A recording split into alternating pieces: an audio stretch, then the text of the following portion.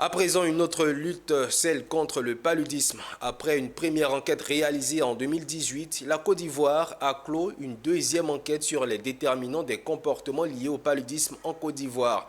Cette enquête qui livre de nouvelles données sur les comportements de la population face au paludisme a eu des résultats qui ont été présentés ce 16 octobre à des partenaires techniques et financiers de la lutte contre le paludisme. Le point avec Amiko Robara et Richard Akeke.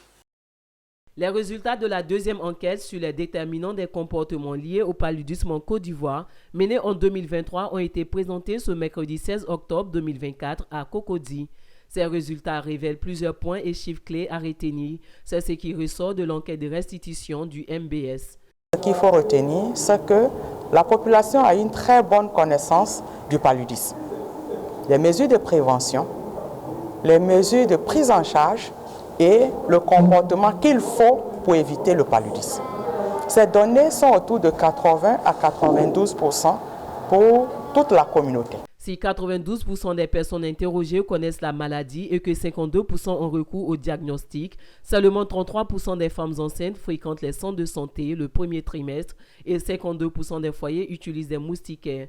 Des chiffres jugés insuffisants, nécessitant un renforcement des actions de sensibilisation sur plusieurs niveaux.